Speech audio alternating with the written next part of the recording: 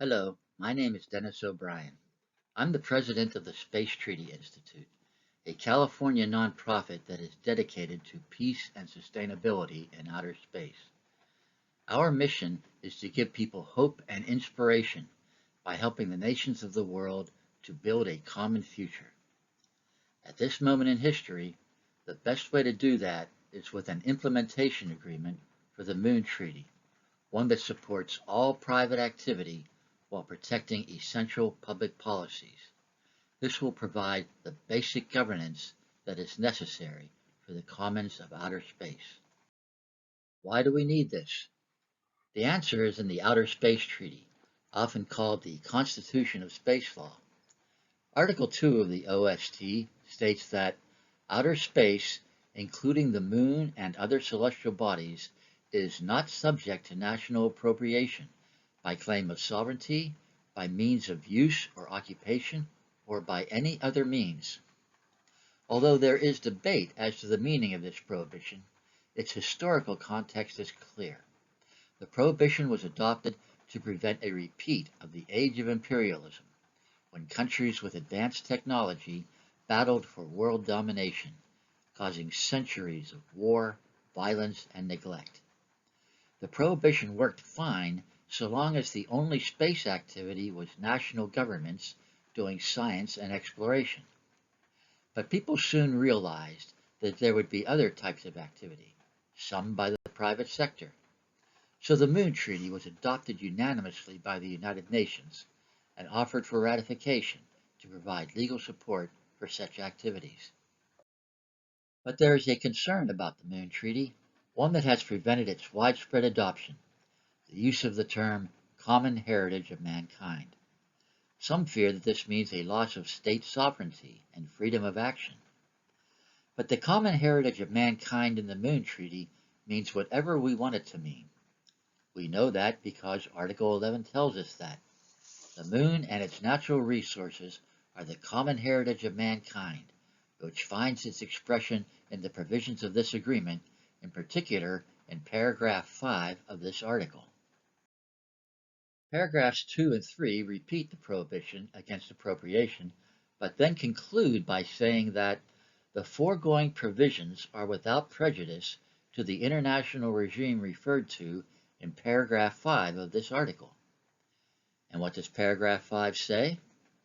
The states parties to this agreement hereby undertake to establish an international regime, including appropriate procedures, to govern the exploitation of the natural resources of the moon as such exploitation is about to become feasible. Such exploitation has now become feasible. It is time for us to draft an implementation agreement to make it happen, to close the gap in space law while alleviating concerns about the common heritage of mankind. For the past 3 years, the Space Treaty Institute has worked on such an agreement. After much research and consultation, 4 organizational principles have emerged. 1. The legal framework must be comprehensive in scope and support all private activity. 2. The grand bargain: trade private property rights for public policy obligations, a trade that is as old as the law itself. Number 3. Defer issues currently at impasse, such as the monetary sharing of benefits, by creating a governance process for making future decisions, sometimes called adaptive governance. And number 4, build upon and integrate current institutions and processes. The proposed model implementation agreement does all of that in 10 paragraphs. The first 3 explain how the private sector obtains priority rights for activities on the moon, a process we call automatic licensing. If a sovereign state ratifies or accedes to the 5 space treaties and requires its nationals to abide by the treaties, then any national activity on the moon that is authorized and supervised by the state shall have priority use of the location of the activity, including the right to use or remove materials in place. It's that easy.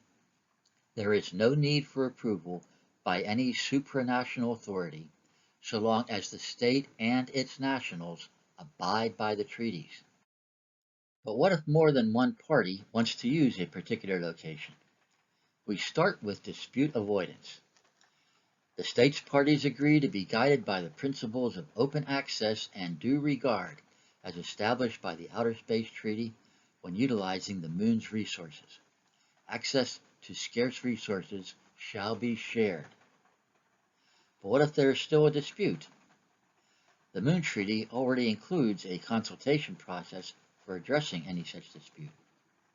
Paragraph 9 of the Model Agreement also authorizes the use of voluntary binding arbitration under the Permanent Court of Arbitration rules for outer space activities, along with a convention for international enforcement of any such ruling or award. How does the Model Agreement provide legal support for all private activity? It does so by definition. Exploitation of resources shall include, but is not limited to, 1. The extraction and collection of materials, 2.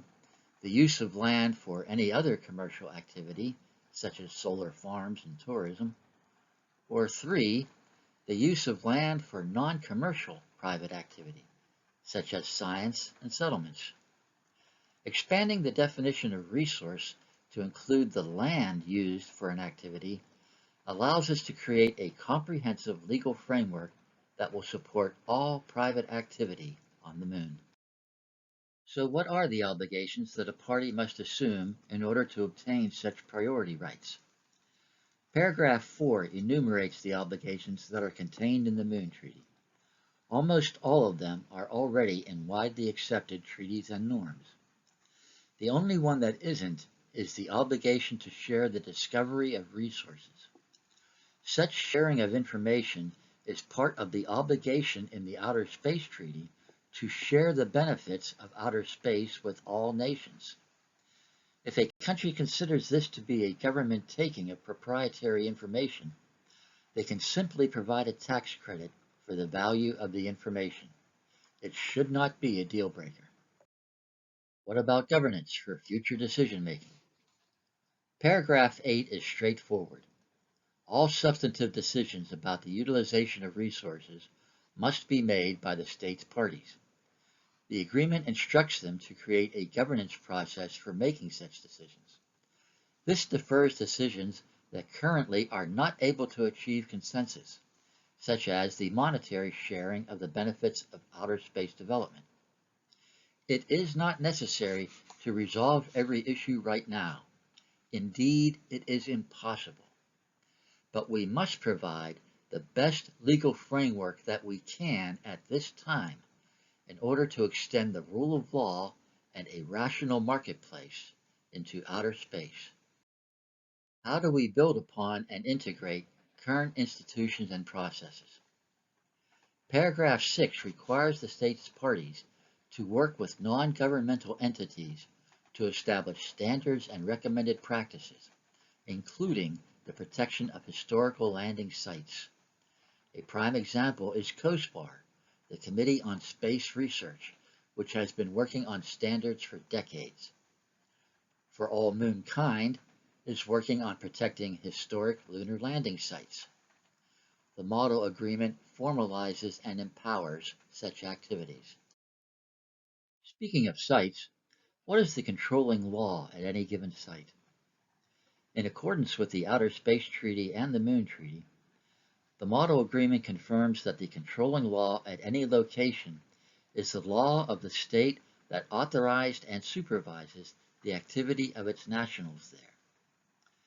Paragraph 10 also protects the rights of individuals under the Universal Declaration of Human Rights and the right of settlements to seek recognition as autonomous or independent states. The rights of individuals and new societies might seem like science fiction, but they are the real concerns of present-day people and must be addressed in any international agreement. Otherwise, it will not garner widespread support, and it will fail. At this moment in time, it is space law itself that needs capacity building. The current framework is inadequate, resulting in endless arguments over the meaning of outdated agreements. The time has come to craft a new agreement that will facilitate the peaceful and sustainable development of outer space, one that will give people hope and inspiration as the nations of the Earth begin to build a common future.